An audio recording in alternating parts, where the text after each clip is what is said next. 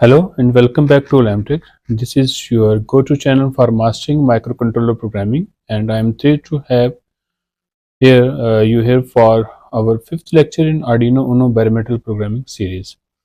Today we will dive into two exciting topics. First, delay calculation for timer 0 and timer 2, prescaler, timer 0 and timer 2 control registers, and output compare registers. The second one, generate a 1 second delay using timer 0 and toggle the LED using bare metal programming.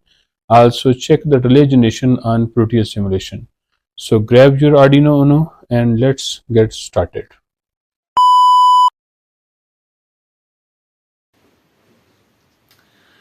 आज का हमारा topic है timer counter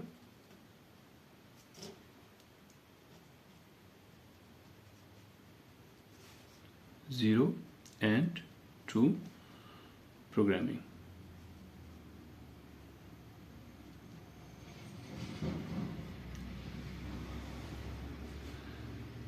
timer 0 and timer 2 basically दो काम कर रहे होते हैं. सबसे पहला काम होता है कि ये डिले जनरेट करवाते हैं.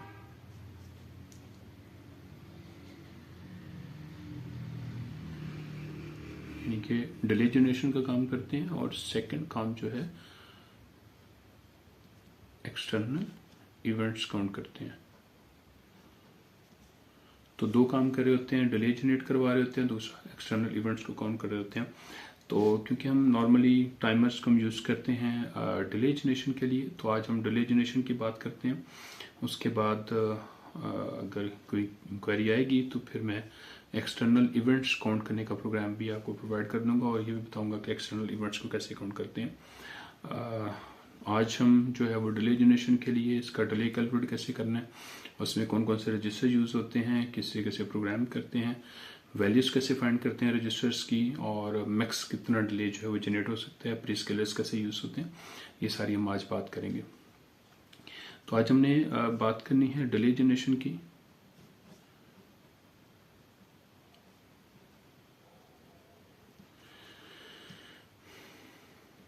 डिले जनरेशन, जब हम डिले जनरेट करवाते हैं तो डिले का मतलब है कि प्रोसेसर को हम बिजी कर देते हैं किसी अनवांटेड काम के लिए. यानी कि प्रोसेसर क्योंकि कॉन्टिन्यूसली प्रोसेस कर रहा होता है, तो जब हम कोई और टास्क परफॉर्म करना होता है या कहीं पे हमने डिले ऐड करना होता है या प्रोसेसर को फॉर एग्जांपल हमने बिजी करना होता है, तो उसके लिए हम एक डिले का एक फंक्शन बना देते हैं या टाइमर के थ्रू हम डिले जनरेट करना स्टार्ट कर देते हैं.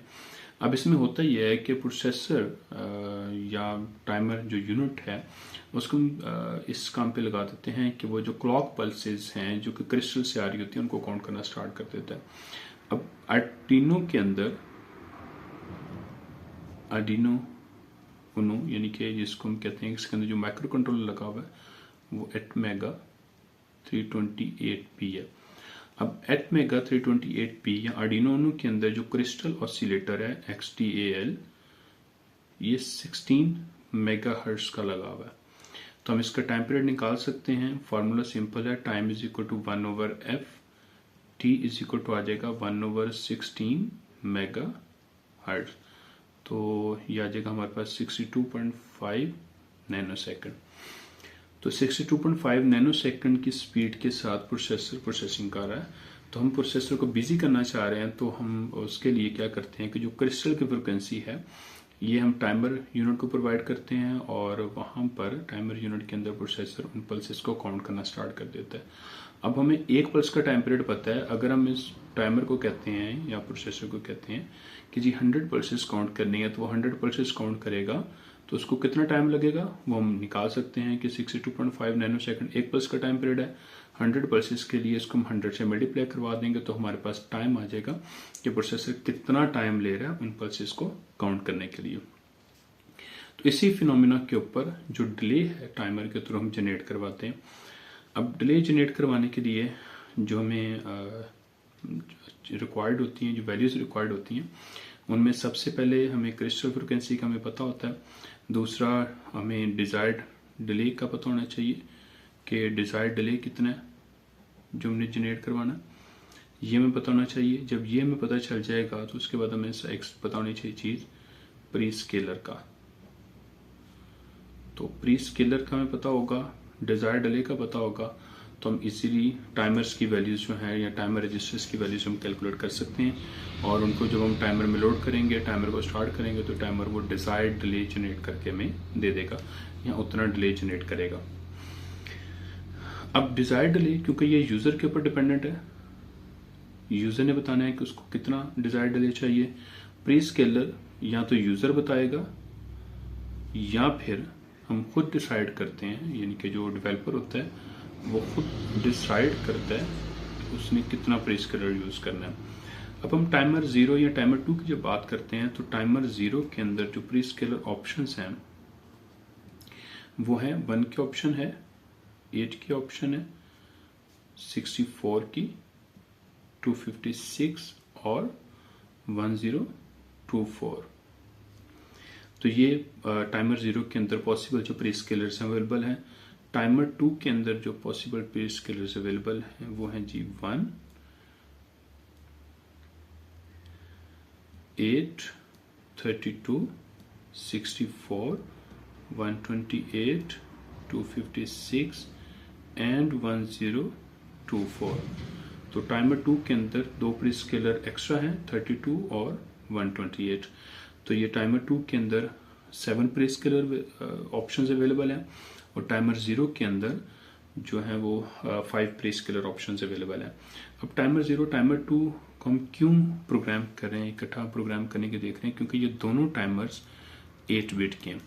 जब हम 8 बिट की बात करते हैं तो 2 की पावर 8 करें तो ये हमारे पास 256 वैल्यू आ जाती है। यानी कि टाइमर 0 और टाइमर 2 मैक्स जो वैल्यूज या नंबर्स काउंट कर सकते हैं, जो पल्सेस काउंट कर सकते हैं वो 256 है।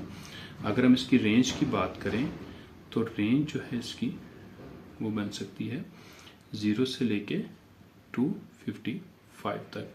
तो ये टोटल 256 पल्सेस बन जाती हैं। तो जब हम टाइमर 0 या टाइमर 2 की हम बात करते हैं तो ये मैक्सिमम 256 पल्सेस को काउंट कर सकते हैं। तो अब हम हर एक प्री स्केलर के साथ हम टाइमर का मैक्स जो डिले है वो हम कैलकुलेट कर लेते हैं। पहले टाइमर 0 के लिए निकाल लेते हैं कि 1 के प्री स्केलर के साथ टाइमर 0 मैक्स कितना डिले जनरेट कर सकता है, टाइमर 0 टाइमर 2, फिर 8 के प्री स्केलर के साथ, फिर 64 प्री स्केलर के साथ, 32 के भी हम चेक कर लेंगे टाइमर 2 के लिए, फिर 64 के लिए, 128 के लिए, 256 के लिए और 1024 के लिए।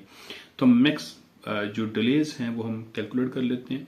उसके बाद हमें ये पता चल जाएगा कि मैक्सिमम कितना डिले टाइमर 0 टाइमर 2 इन प्री स्केलर्स को यूज करके जनरेट कर सकते हैं। तो यहाँ पर जो ऑप्शन है प्री स्केलर की, या तो यूजर बताएगा या फिर डेवलपर। तो डेवलपर कैसे डिसाइड करेगा कि डेवलपर को ये पता होगा कि इन प्री स्केलर्स के साथ टाइमर 0 और टाइमर 2 मैक्स कितना डिले जनरेट करवा सकते हैं। तो उससे कम डिले जब आएगा तो उससे वो जो है वो डेवलपर देख सकता है, या डेवलपर जो है वो प्री स्केलर को सिलेक्ट कर सकता है कि उसने कितना प्री स्केलर लगाना है। और डिजायर्ड डिले क्योंकि ये यूजर के ऊपर डिपेंडेंट है, ये यूजर बताएगा। क्रिस्टल फ्रिक्वेंसी हमें ऑलरेडी पता है जो कि 16 मेगाहर्ट्ज है। तो सबसे पहले हम प्री स्केलर ऑप्शंस की हम बात करते हैं। तो प्री स्केलर के लिए हम जो प्री स्केलर हैं बेसिकली फ्रिक्वेंसी को डिवाइड करते हैं। तो सबसे पहले हम सेट करते हैं जी prescaler. Prescaler 1 prescaler है और जब 1 का प्री स्केलर है तो जो टाइमर फ्रिक्वेंसी है वो हम फाइंड करेंगे। तो टाइमर फ्रिक्वेंसी आ जाएगी 16 megahertz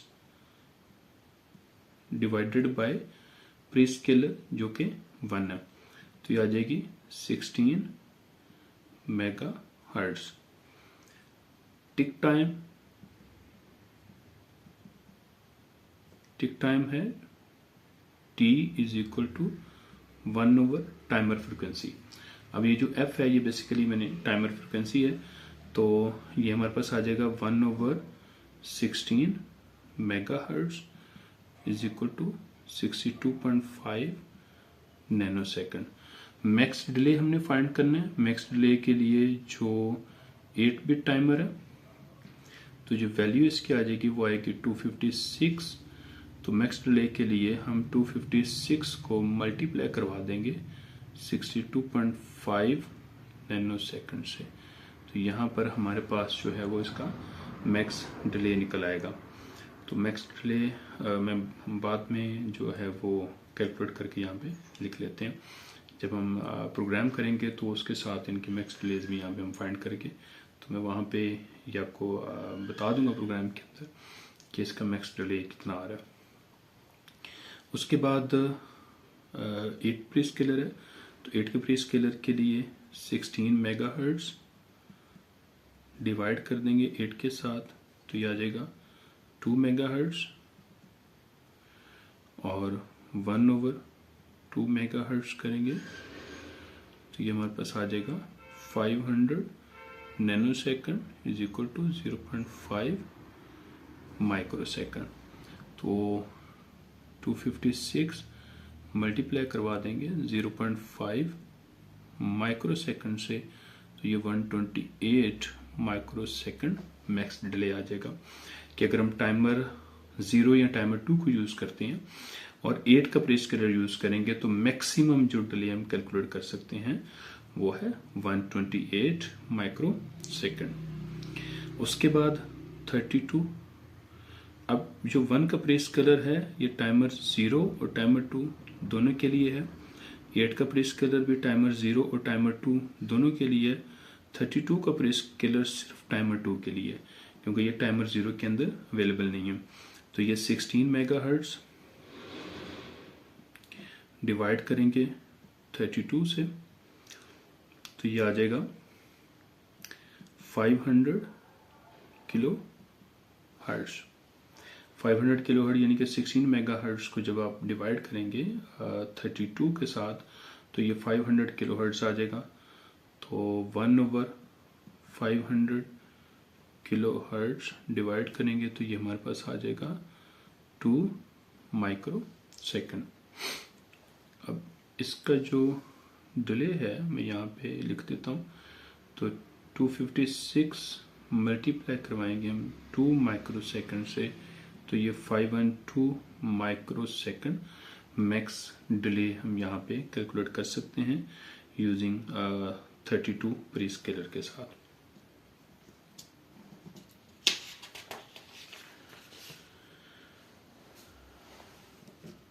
next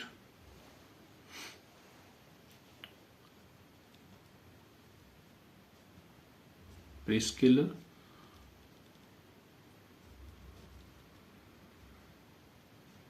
timer frequency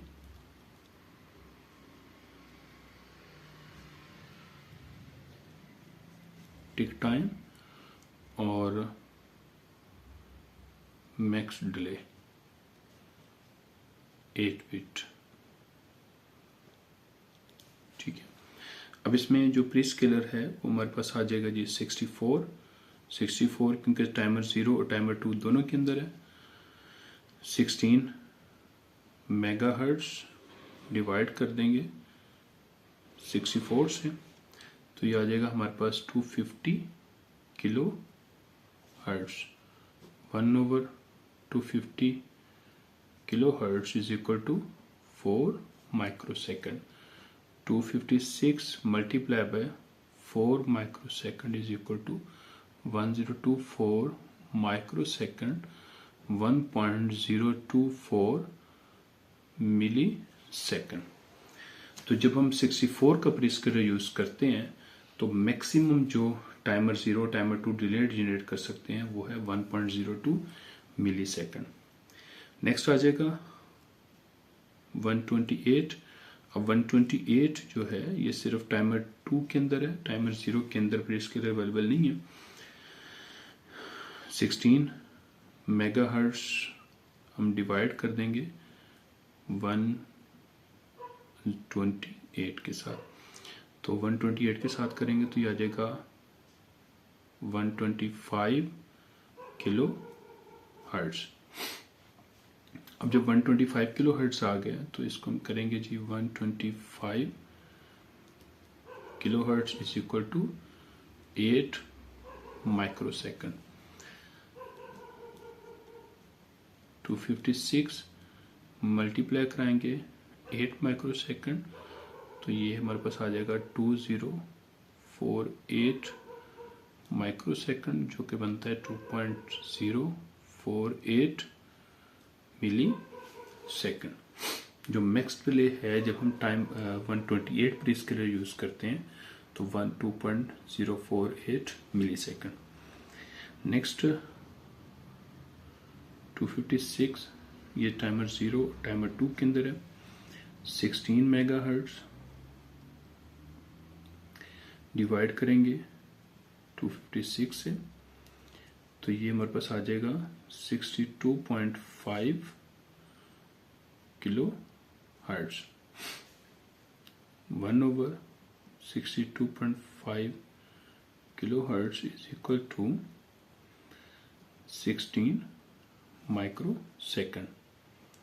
256 multiply by 16 microsecond is equal to 4.096 millisecond या फिर 4096 माइक्रो सेकंड। तो जो मैक्स डिले है using 256 prescaler timer 0 timer 2 4.096 या मिली सेकंड या फिर 4096 माइक्रो सेकंड तक का मैक्स डिले जनरेट कर सकते हैं। लास्ट प्री स्केलर है 1024 टाइमर 0 टाइमर 2 के साथ, दोनों के अंदर ये प्री स्केलर अवेलेबल है। ये आ जाएगा 16 मेगाहर्ट्ज डिवाइड करेंगे 1024 से तो ये आ जाएगा 15.625 kilohertz. 1/15.625 kilohertz is equal to 64 microsecond. तो जो मैक्स इसका जो टिक टाइम है वो 64 माइक्रो सेकंड है। अब 256 मल्टीप्लाई करवा देंगे 64 माइक्रो सेकंड से तो ये बन जाएगा डिले हमारे पास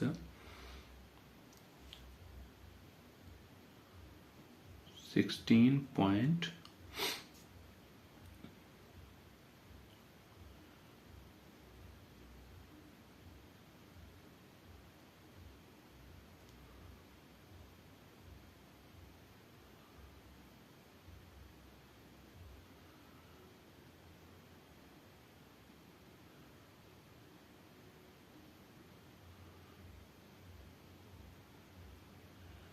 16.344 मिली सेकंड, इसको हम ये भी कह सकते हैं कि 16344 माइक्रो सेकंड। तो ये मैक्स डिले है जो हम टाइमर 0 या टाइमर 2 से यूजिंग 1024 प्री स्केलर हम फाइंड कर सकते हैं, ये जनरेट करवा सकते हैं। अगर हमें इससे ज़्यादा डिले चाहिए हो, फॉर एग्जांपल हमें 100 मिली सेकंड, हमारा जो डिजायर्ड डिले है वो 100 मिली सेकंड है, तो फिर हम 10 मिली सेकंड का एक फंक्शन बना लेंगे या डिले जनरेट करवा लेंगे और उसको हम एक लूप में 10 से मल्टीप्लाई करवाएंगे तो वो हमारे पास 100 मिली सेकंड का डिले बन जाएगा। अगर 1 सेकंड का डिले चाहिए होगा तो हम मल्टीप्लिकेशन जो है 10 मिली सेकंड को मल्टीप्लाई करवा देंगे 100 के साथ, तो ये 1000 मिली सेकंड बन जाएगा जो कि है 1 सेकंड। तो इस तरह से हम मैक्स डिले भी निकाल सकते हैं। उसके लिए हमें एक स्टैंडर्डाइज्ड डिले कैलकुलेट करना पड़ेगा, डिले जनरेट करवाना पड़ेगा, उसको हम एक लूप के अंदर मल्टीप्लाई करवा के जो मैक्स डिलेज हैं वो हम फाइंड कर सकते हैं या जनरेट करवा सकते हैं। अगर हमें डिजायर्ड डिले पता होता है तो उसके थ्रू हम प्री स्केलर फाइंड कर सकते हैं। फॉर एग्जांपल अगर डिजायर्ड डिले जो है वो 10 मिली सेकंड है तो 10 मिली सेकंड के लिए हमें सबसे पहले ये देखना पड़ेगा कि उसके लिए सूटेबल प्री स्केलर कौन सा है। अब 10 मिली सेकंड अगर हम 256 का प्री स्केलर चेक करें तो ये मैक्स डिले 4.096 मिली सेकंड डिले जनरेट करवा रहा है जो कि 10 मिली सेकंड से कम है, और जो 1024 प्री स्केलर है ये मैक्सिमम 116.344 मिली सेकंड डिले जनरेट करवा रहा है, ये सूटेबल है। तो जो डिजायर्ड डिले है वो किसी प्री स्केलर से, यानी कि जो मैक्स प्री स्केलर है, ये जो ऐसा प्री स्केलर जिसमें 10 मिली सेकंड से या डिजायर्ड डिले से ज़्यादा डिले जनरेट हो रहा है तो वो हम प्री स्केलर यूज़ करेंगे। तो इस कंडीशन के अंदर जब हमें 10 मिली सेकंड का डिले चाहिए तो हम 16 मिली सेकंड, क्योंकि इसका मैक्स डिले है, तो हम 1024 प्रीस्केलर यूज करेंगे या उसको सिलेक्ट करेंगे। अगर हमारे पास एक ऑप्शन आती है या एग्जाम्पल आती है कि हमें 1 मिली सेकंड का डिले चाहिए, तो 1 मिली सेकंड के लिए हमारे पास जो सूटेबल प्रीस्केलर है वो 64 है, क्योंकि 64 के अंदर जो मैक्सिमम डिले है वो 1 का हम डिले 1 मिली सेकंड या 1.024 मिली सेकंड डिले जनरेट करवा सकते हैं। तो हम 64 भी यूज कर सकते हैं, 128 भी यूज कर सकते हैं, क्योंकि इसमें 2.048 मिली सेकंड डिले जनरेट हो रहा है। 256 भी सिलेक्ट कर सकते हैं, क्योंकि इसमें 4.096 मिली सेकंड डिले जनरेट हो रहा है।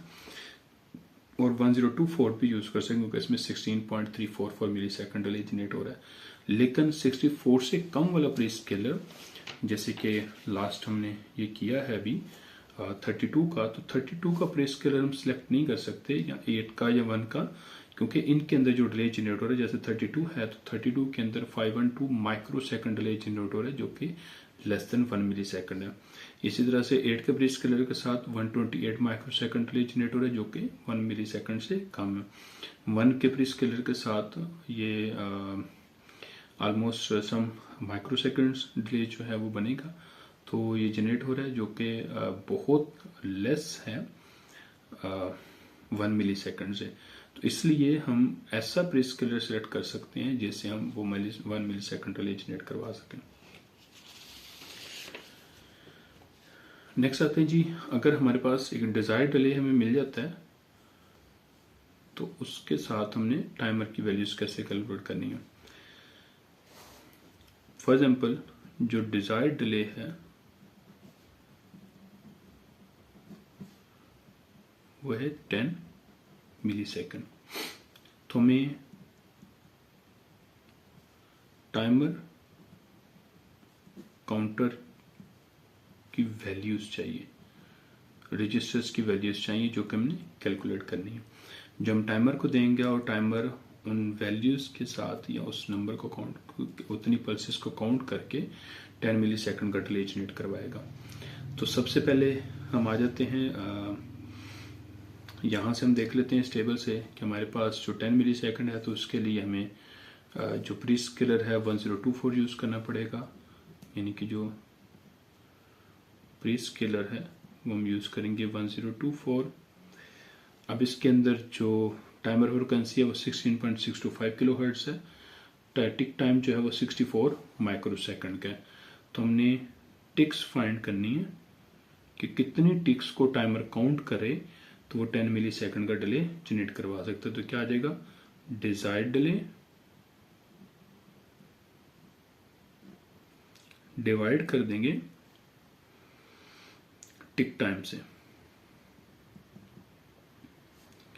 तो ये आ जाएगा डिजायर्ड डिले हमारे पास है 10 मिली सेकंड, डिवाइड कर देंगे टिक टाइम है 64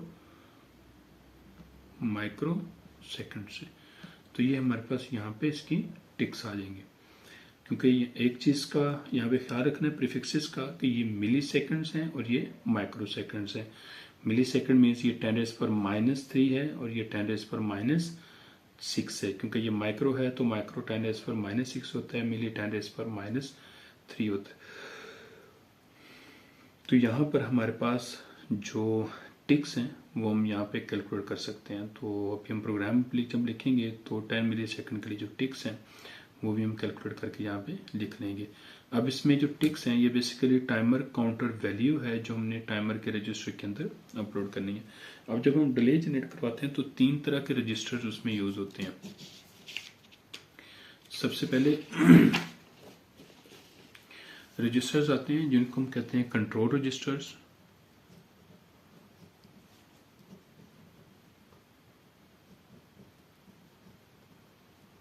कंट्रोल रजिस्टर्स 2 तरह के हैं, TCCR0A, TCCR2A।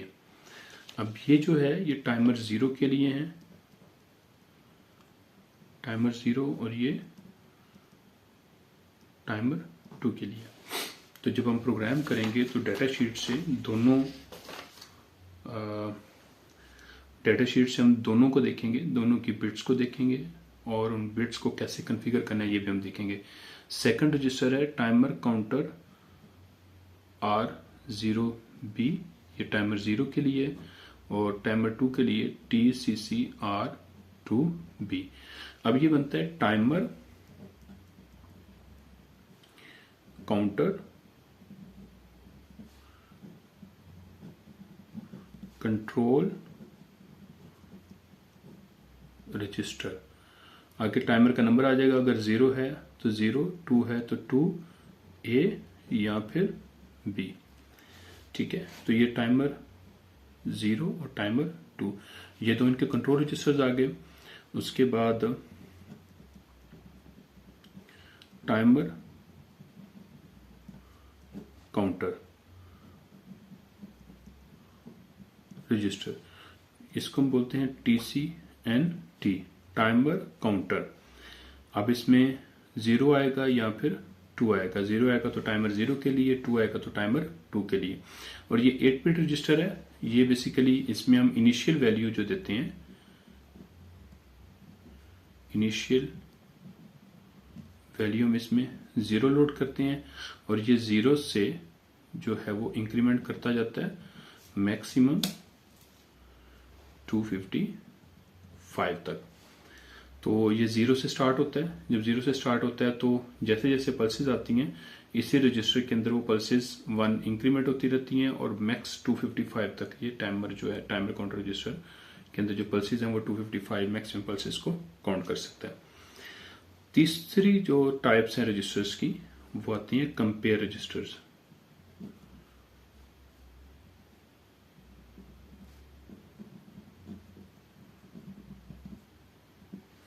उनको हम बोलते हैं OCR, output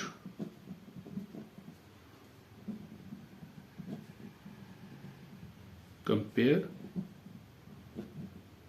registers.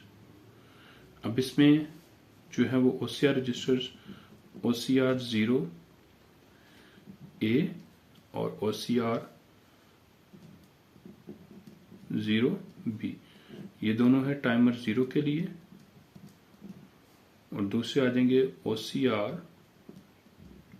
2A, OCR 2B, और ये दो हैं टाइमर 2 के लिए। अब output compare register, output compare register के अंदर हम टाइमर की मैक्स वैल्यू लोड करते हैं। जैसे अभी हमने 10 मिली सेकेंड के लिए जो वैल्यू हम कैलकुलेट हमने की थी वो हम टाइम OCR रजिस्टर में लोड कर देंगे। अब टाइमर काउंटर रजिस्टर के अंदर 0 लोड करेंगे। ये 0 जब हम इसको स्टार्ट करेंगे तो ये 0 से 1 इंक्रीमेंट करता जाएगा 1 1, और जैसे ही टाइमर काउंटर की वैल्यू OCR रजिस्टर की इक्वल हो जाएगी तो टाइमर ओवरफ्लो हो जाएगा। अब इसमें 2 चैनल है हमारे पास, एक A चैनल है और एक B चैनल है। हम दोनों चैनल्स को यूज कर सकते हैं, यानी कि OCR रजिस्टर को हम जब यूज करेंगे तो हम चैनल A या चैनल B यूज कर सकते हैं। इसी तरह से जब हम टाइमर 2 की बात करते हैं तो उसमें भी OCR रजिस्टर के 2 चैनल हैं, चैनल A और चैनल B। तो हम दोनों में से कोई एक चैनल यूज कर सकते हैं या दोनों को हम पैरेलल में यूज कर सकते हैं। तो ये 2 चैनल, यानी कि हर टाइमर के अंदर 2 चैनल्स हैं, उन दोनों चैनल्स को हम यूज करके डिले जनरेट करवा सकते हैं। तो 3 तरह के रजिस्टर्स हैं इसके अंदर। सबसे पहले कंट्रोल रजिस्टर्स हैं जो कि 2 कंट्रोल रजिस्टर होते हैं, TCCR0A, TCCR0B। इस तरह से टाइमर 2 के लिए TCCR2A, TCCR2B। दूसरे टाइमर काउंटर रजिस्टर है TCNT, 0 है तो टाइमर 0 के लिए, 2 है तो टाइमर 2 के लिए। और थर्ड है कंपेयर रजिस्टर्स जिसमें OCR होता है, आउटपुट कंपेयर रजिस्टर्स होते हैं, OCR 0A चैनल A के लिए, OCR 0B चैनल B के लिए, OCR 2A channel A timer 2 channel A, और OCR 2B timer 2 channel B के लिए। तो इन दोनों में से हमने कोई एक रजिस्टर यूज करना है। उसके बाद TCNT 0 या TCNT 2 ये एक रजिस्टर यूज करना है, और ये टाइमर TCCR0A और TCCR0B ये हमने 2 रजिस्टर जो है वो यूज करने होते हैं। टाइमर 0 यूज करेंगे तो ये दोनों रजिस्टर्स आएंगे, टाइमर 2 यूज करेंगे तो ये वाले दोनों रजिस्टर्स आएंगे। तो इनको हम कॉन्फ़िगर करके टाइमर को हम कॉन्फ़िगर कर सकते हैं और डिजायर्ड डिले हम जनरेट कर सकते हैं। तो यहाँ तक ये सारी चीजें होगी। उसके बाद अब हम इसका प्रोग्राम लिखेंगे, और प्रोग्राम के अंदर सबसे पहले हम टाइमर का जो ब्लॉक डायग्राम है टाइमर की वो हम चेक करेंगे कि किस तरीके से TCNT रजिस्टर कंपेयर रजिस्टर के साथ कंपेयर होता है, किसी किसी पल्सेज आती हैं और इसके अंदर एक इंक्रीमेंट होता रहता है, और फिर ये जब कंपेयर होता है तो उस टाइम पे कौन कौन से फ्लैग्स जो हैं वो हाई होते हैं। उसके बाद हम जो दोनों कंट्रोल रजिस्टर्स हैं इनकी बिट्स को देखेंगे, और इनके बिट्स को देख के हम देखेंगे ये चीज़ देखेंगे कि टाइमर को हम कन्फिगर कैसे करते हैं, और उसके बाद हम फिर टाइमर का प्रोग्राम लिखेंगे। और एक एलईडी को, एक सिंपल एक एग्जांपल हम ले लेंगे कि एलईडी को हम कंट्रोल करके देखेंगे जो हमारा डिजायर्ड डिले है वो जनरेट हो रहा है कि नहीं हो रहा, और एलईडी कंट्रोल हो रही है या नहीं हो रही। तो अभी इसके बाद हम प्रोग्राम लिखते हैं। सबसे पहले हम ये सारी रजिस्टर्स की वैल्यूज देखते हैं और ब्लॉक डायग्राम देखते हैं, फिर हम इसका प्रोग्राम लिखते हैं। सबसे पहले आज हम रजिस्टर्स डिस्क्रिप्शन देखते हैं टाइमर 0 और टाइमर 2 के। सबसे पहला रजिस्टर है timer 0 TCC R0A timer counter register control register A। अब इस रजिस्टर की टोटल 8 बिट्स हैं, जिसमें से 2 बिट्स रिजर्व्ड हैं, बाकी जो 6 बिट्स हैं वो हम देख लेते हैं। इसमें जो 7th बिट है वो है COM0A1 और COM0A0 6 बिट, और ये यूज़ होती हैं compare output mode non PWM mode के लिए, कि अगर हमने PWM जनरेट नहीं करवानी। मैंने पहले भी डिस्कस किया है कि टाइमर 0 टाइमर 2 के थ्रू दोनों 8 बिट टाइमर्स हैं, तो इनसे हम 3 काम कर सकते हैं। सबसे पहला डिले जनरेट करवा सकते हैं, सेकंड एक्सटर्नल काउंटर बना सकते हैं, इवेंट काउंट्स करवा सकते हैं, और थर्ड वन PWM जनरेट करवा सकते हैं। तो इन दोनों कंट्रोल रजिस्टर से TCC R0A और TCC R0B से हम मोड सेलेक्ट करते हैं कि टाइमर काउंटर से हमने क्या काम करवाना है, डिले जनरेट करवाना है, एक्सटर्नल इवेंट्स काउंट करवाने हैं, या फिर PWM जनरेट करवानी है। उसके लिए सबसे पहले जो 2 बिट्स जो timer counter control register A की जो 2 बिट्स हैं COM10A1 और COM10A0, दोनों बिट्स का जो नीचे टेबल दिया हुआ है ये compare match output A mode है, और इसका जो टेबल है वो कहते हैं जी अगर 0 रखेंगे दोनों बिट्स को तो नॉर्मल पोर्ट ऑपरेशन है, OC0A डिस्कनेक्टेड है। OC0A वो पिन है जिस पे PWM जनरेट होती है। जब हम टाइमर 0 को यूज करते हैं PWM जनरेट कराने के लिए, तो जो PWM है वो OC0A पिन के ऊपर जनरेट होती है। तो ये स्पेसिफिक पिन होती है जिसपे PWM जनरेट होती है।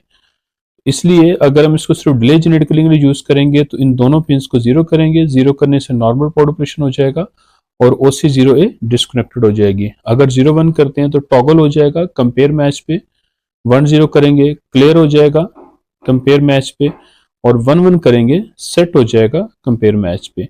ये जो 3 ऑपरेशंस हैं ये वाले, ये जब हम नेक्स्ट लेक्चर PWM का लेक्चर करेंगे तो वहां पर हम इन तीनों ऑपरेशंस को डिस्कस करेंगे कि टॉगल का क्या मतलब है, क्लियर का क्या मतलब है, और सेट का क्या मतलब है। अब ये नॉन PWM मोड के लिए है। उसके बाद यही दोनों पिंस यूज होती हैं फास्ट PWM के लिए, और यही दोनों पिंस यूज होती हैं फेज करेक्ट PWM के लिए। तो अगर हम फास्ट PWM में देखें तो इन दोनों पिंस को 0 करेंगे तो ये नॉर्मल पोर्ट ऑपरेशन है, लेकिन बाकी तीनों ऑपरेशंस के लिए इनके PWM ऑपरेशंस आ रहे हैं कि PWM के ऊपर ये क्या ऑपरेशंस परफॉर्म करेंगी। इसी तरह से फेज करेक्ट के अंदर भी 0-0 के ऊपर नॉर्मल पोर्ट ऑपरेशन है जिसमें OC0A डिस्कनेक्टेड है, लेकिन बाकी 3 ऑपरेशंस के लिए ये जो 3 ऑपरेशंस हैं ये PWM के लिए यूज होते हैं। तो जब हम PWM पढ़ेंगे तो तीनों टेबल्स के अंदर जो 3 ऑपरेशंस हैं इनको हम डिस्कस करेंगे बारी बारी। उसके बाद COM0B1 और COM0B0 ये दोनों पिंस क्योंकि B चैनल के लिए हैं, तो हर टाइमर के अंदर टाइमर 0 और टाइमर 2 दोनों में 2 आउटपुट कंपेयर चैनल्स हैं, चैनल A और चैनल B। तो चैनल जो सेम चैनल A के रजिस्टर्स हैं या जो उसके जो कंडीशंस है वही सेम चैनल B की भी कंडीशंस हैं, तो इसलिए सिर्फ एक चैनल की कंडीशन शो करवा दी है। तो सेम लाइक अगर B चैनल यूज करते हैं तो B चैनल की भी ये जो टेबल्स हैं ये सेम टेबल्स में होंगे और सेम कंडीशंस इसकी होंगी। उसके बाद जो लास्ट 2 बिट्स हैं WGM01 और WGM0200 ये दोनों पिंस यूज होती हैं वेव जनरेशन मोड के लिए। अब ये जो है COM0B1 और COM0B0 के 3 रजिस्टर्स आ गए। उसके बाद वे वेव जनरेशन के जो है वो टेबल आ गए यहाँ पे। अब इसमें WGM00 और WGM01 ये दोनों पिंस TCC R0A यानी कि timer counter control register A की 2 बिट्स हैं, और WGM02 ये सेकंड रजिस्टर TCC-R0B की ये वाली बिट है। अब ये तीनों बिट्स मिलके डिसाइड करती हैं कि टाइमर को किस मोड ऑफ ऑपरेशन के अंदर यूज करवाना है। अगर तीनों बिट्स 00 होंगी तो टाइमर नॉर्मल मोड के अंदर यूज होगा, नॉर्मल जो ऑपरेशन है टाइमर काउंटर का वो यूज होगा, और इसके अंदर जो मैक्स वैल्यू होगी वो टॉप पे जाएगा 0x00 के ऊपर। और ये अपनी मैक्स जो इसका TOV फ्लैग है, टाइमर ओवरफ्लो फ्लैग, वो सेट है मैक्सिमम के ऊपर कि जब टाइमर रीच करेगा अपनी मैक्सिमम वैल्यू को तो TOV फ्लैग 1 हो जाएगा। सेकंड मोड के अंदर 001 है तो 001 के ऊपर PWM जनरेट करेगा और वो PWM होगी फेज करेक्ट, और ये फेज करेक्ट के लिए जो टॉप वैल्यू है उसकी वो 0xFF है। इसकी इमीडिएट जो OCR वैल्यू होगी वो टॉप पे जाएगी और TOV फ्लैग बॉटम हो जाएगा, सेट ऑन बॉटम जब वो 0 पे आएगा। इसी तरीके से 010 तो CTC मोड है, कंपेयर टाइमर मोड आ जाता है, जिसमें जो इसकी आउटपुट कंपेयर रजिस्टर है ये उसके ऊपर डिपेंडेंट होता है कि इसकी जो टॉप वैल्यू है वो OCR A के ऊपर डिपेंडेंट होती है कि जो उसके अंदर हम वैल्यू लोड करेंगे। तो आज के लेक्चर में हम क्योंकि डिले जनरेट करवाएंगे तो डिले जनरेट करने के लिए हम दो मोड्स को यूज करते हैं, या हम CTC मोड यूज करते हैं या फिर हम नॉर्मल मोड यूज करते हैं। तो आज हम CTC मोड यूज करेंगे क्योंकि हम OCR के अंदर एक वैल्यू देंगे और उस वैल्यू के ऊपर हम टाइमर को स्टॉप करेंगे या उसको कंपेयर करवा के उसका जो डिजायर्ड डिले है वो हम जनरेट करवाएंगे। उसके अलावा 011 के ऊपर फास्ट PWM है, 100 रिजर्व्ड है, 101 के ऊपर PWM फेज करेक्ट है, लेकिन इसके अंदर जो टॉप वैल्यू है वो OCR A है।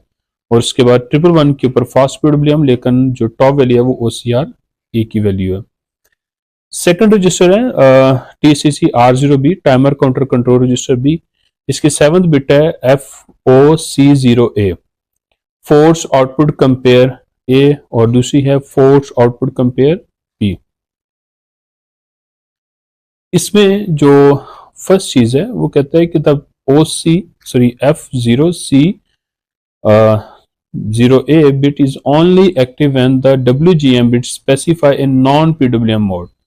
और ये दोनों के लिए कि जब WGM ये स्पेसिफाई कर दे नॉन PWM मोड के लिए तो फिर ये दोनों बिट्स जो इनको हम यूज कर सकते हैं। उसके अलावा जो थर्ड बिट है वो WGM202 है, ये हम ऊपर टेबल में दे चुके हैं। बाकी तीन पिन रह जाती हैं CS02, CS01 और CS00। ये क्लॉक सेलेक्ट बिट्स हैं और इनका ये नीचे टेबल है। क्लॉक सेलेक्ट बिट डिस्क्रिप्शन, अब ये 3 बिट्स हैं तो इनकी जो पॉसिबल कॉम्बिनेशंस हैं वो 8 हैं। 00 के ऊपर नो क्लॉक सोर्स है, इनके टाइमर काउंटर स्टॉप होगा। 001 के ऊपर क्लॉक डिवाइडेड क्लॉक जो है वो नो प्री स्केलिंग है, यानी कि जो क्रिस्टल फ्रिक्वेंसी है वही एज ए टाइमर फ्रिक्वेंसी का यूज हो रही है। इसको हम ये भी कहते हैं कि यहाँ पे 001 के ऊपर जो प्री स्केलर है वो 1 का प्री स्केलर है। फिर 010 के ऊपर 8 का प्री स्केलर है, 011 के ऊपर 64 प्री स्केलर है, 100 के ऊपर 256 प्री स्केलर है, 101 के ऊपर 1024 प्री स्केलर है। और उसके बाद जो रिमेनिंग सारी बिट्स हैं, 2 बिट्स जो रह जाती हैं, ये एक्सटर्नल क्लॉक सोर्स के लिए यूज होती हैं। जब हम टाइमर को एज ए एक्सटर्नल काउंटर बनाते हैं कि वो एक्सटर्नल इवेंट्स को काउंट करे, तो उसके लिए सिलेक्शन बिट्स हैं कि external clock source on T0। अब T0 क्योंकि एक्सटर्नल पिन है टाइमर 0 की, इसके ऊपर जो एक वेव आ रही होगी या जो एक एक्सटर्नल इवेंट्स की आउटपुट इनपुट आ रही होगी उसकी सिलेक्शन बिट है कि external clock source on T0 pin, clock on falling edge और क्लॉक ऑन राइजिंग एज। तो ये हम डिफाइन करते हैं जब हम टाइमर को एक्सटर्नल काउंटर यूज करते हैं कि टाइमर फॉलिंग एज के ऊपर इंक्रीमेंट करेगा या राइजिंग एज के ऊपर इंक्रीमेंट करेगा। उसके बाद टाइमर काउंटर रजिस्टर 0 है, जिसके अंदर टाइमर काउंटर जो है वो इनिशियलाइज होता है, सॉरी वैल्यूज अपडेट होती हैं। हर एक क्लॉक के बाद इसके अंदर जो वैल्यू है वो अपडेट होती रहती है टाइमर काउंटर के अंदर। आउटपुट कंपेयर रजिस्टर 0A, इस यहाँ पर हम इसकी मैक्स वैल्यू लोड करते हैं जहाँ पे टाइमर ने कंपेयर होना है, और डिले कंप्लीट जनरेट होगा यहाँ पे यानी कि टाइमर स्टॉप होगा।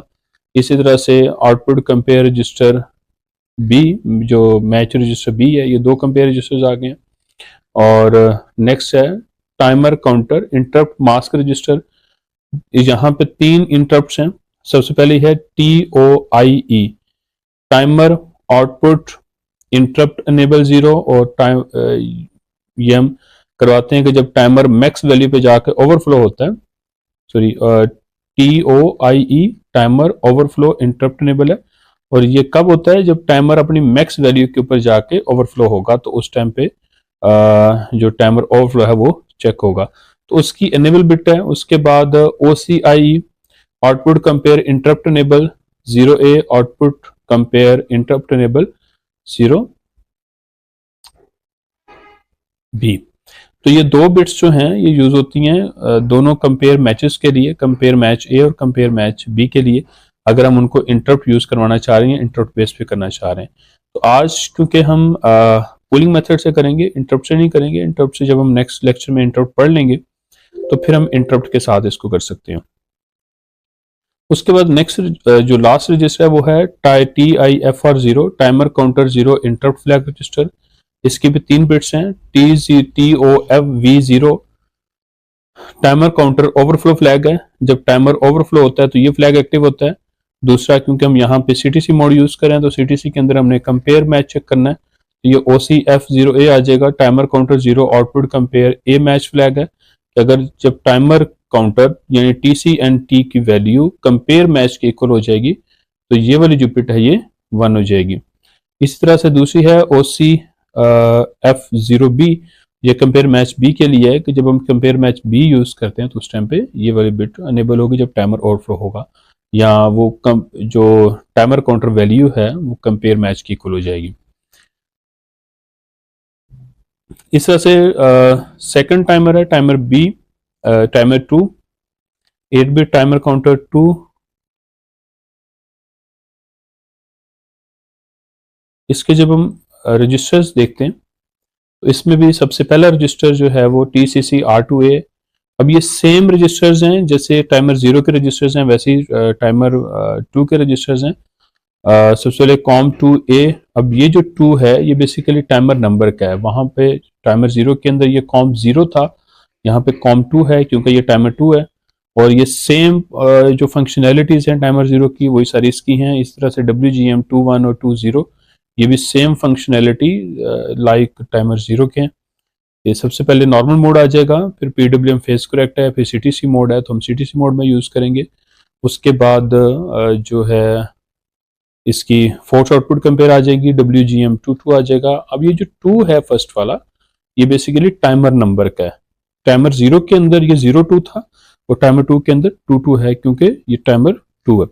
उसके बाद CS22, CS21 और CS20 है। तो ये 3 बिट्स का टेबल है। सिर्फ ये टेबल थोड़ा सा डिफरेंट है क्योंकि टाइमर 0 के अंदर 5 प्री स्केलर्स है और टाइमर 2 के अंदर 7 प्री स्केलर्स हैं। और ये प्री स्केलर स्टार्ट होते हैं 001 में 1 का प्री स्केलर है, फिर 8 का प्री स्केलर, फिर 32, 64, 128, 256 और 1024। रिमेनिंग रजिस्टर्स जो हैं ये सेम है। इसी तरह से इसका जो मास्क रजिस्टर है वो भी सेम लाइक टाइमर 0 है, और इसका जो फ्लैग है output sorry interrupt flag register वो भी सेम लाइक टाइमर 0 है। तो अब हम इसका प्रोग्राम लिखते हैं। प्रोग्राम लिखने के लिए हम टाइमर 1 को यूज करेंगे, 1 मिली सेकंड का डिले जनरेट कराएंगे और उसको थाउजेंड से मल्टीप्लाई करा के 1 सेकंड डिले कंप्लीट करेंगे। और जब 1 सेकंड डिले आ जाएगा तो फिर हम एक सिमुलेशन के अंदर एक LED लगा के उसको कंट्रोल करके चेक करेंगे कि जो डिले हम जनरेट करवा रहे हैं वो एक्यूरेट डिले है या नहीं। अभी हम इसका जो प्रोग्राम है वो लिखना स्टार्ट करते हैं।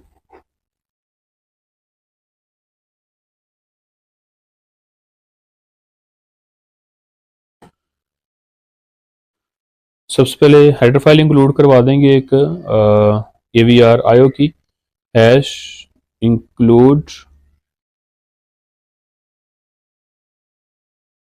AVR IO.h, hash define crystal frequency जो है उसको हम यहाँ पे इनिशियलाइज करवा लेते हैं कि 16 मेगाहर्ट्ज क्रिस्टल फ्रिक्वेंसी है। उसको नाम देते हैं _CU, F_CU 16 मेगा, ये 16 mega UL। Define system clock, comments देते हैं साथ।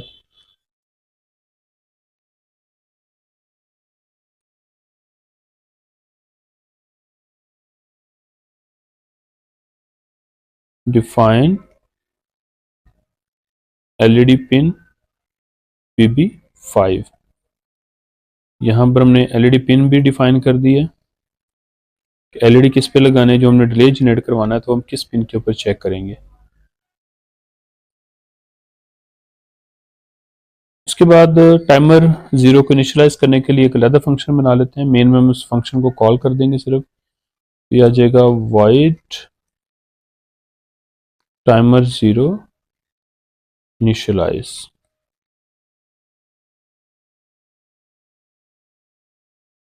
इसमें सबसे पहले जो है हमने रजिस्टर्स कॉन्फ़िगर करने हैं। कॉन्फ़िगर टाइमर 0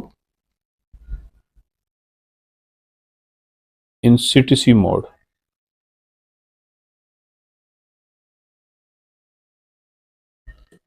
इसमें सबसे पहले हमारे पास रजिस्टर आ जाएगा TCC R0A। इसकी जो बिट्स हमने वन करनी है वो है WGM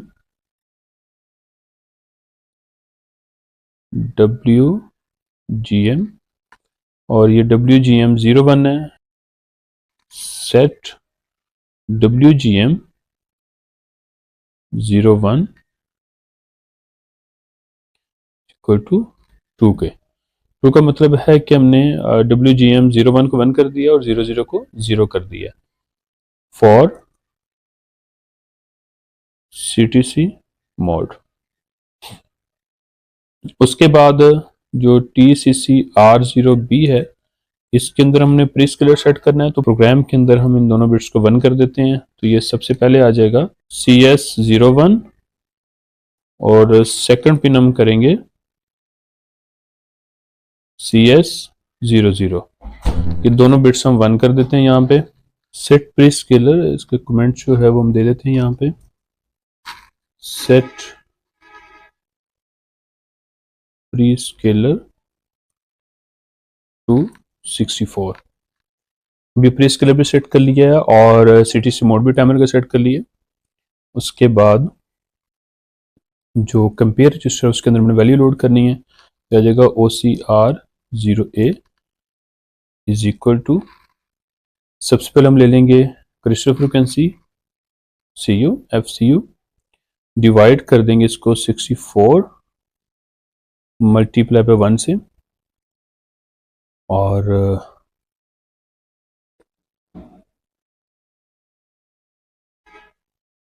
इसे मल्टीप्लाई करवा के -1 कर देंगे। तो -1 करेंगे तो जो वैल्यू है वो लोड हो जाएगी। अब ये वैल्यू कौन सी लोड होगी, OCR0A के अंदर जो वैल्यू लोड हो रही है वो है 249। 49 का मतलब ये है कि जो timer count the total 250 pulses. 249 है तो ये 0 से स्टार्ट करेगा, 0 से 249 तक ये टोटल 250 पल्सेस काउंट करेगा टाइमर। तो यहाँ पर जो है टाइमर काउंटर इनिशियलाइजेशन का फंक्शन कंप्लीट हो गया। उसके बाद मेन लिखते हैं, इसमें हम एलईडी को इनिशियलाइज करवा देंगे। Configure LED pin as output DDRB।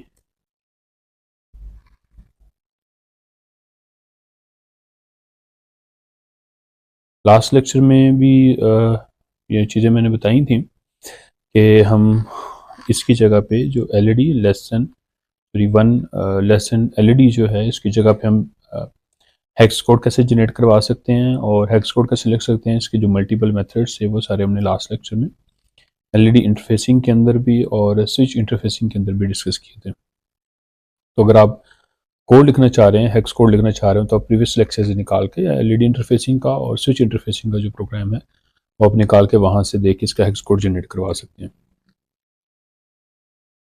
उसके बाद एक वेरिएबल डिक्लेयर करवा लेते हैं। ये लोकल वेरिएबल है, int I is equal to 0।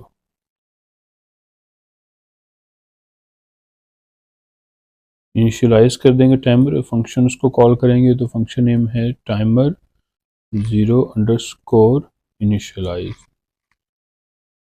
और हम लिखेंगे वाइल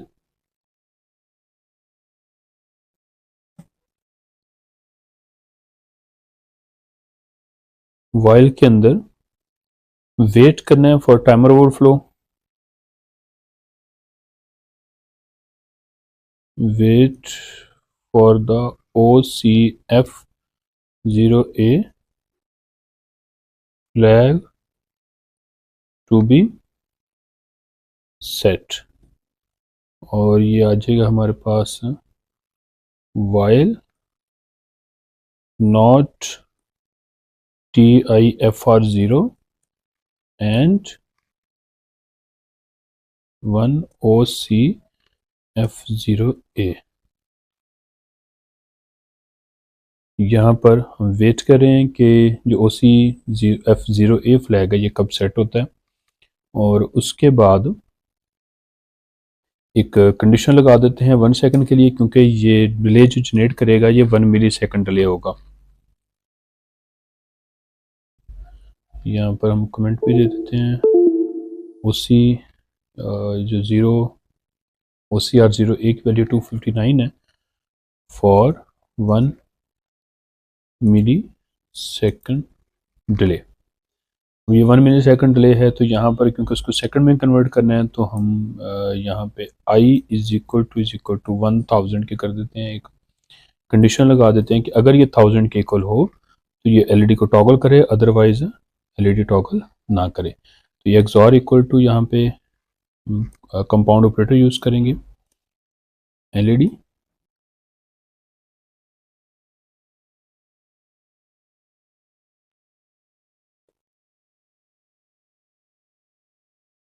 और उसके बाद यहाँ पर I =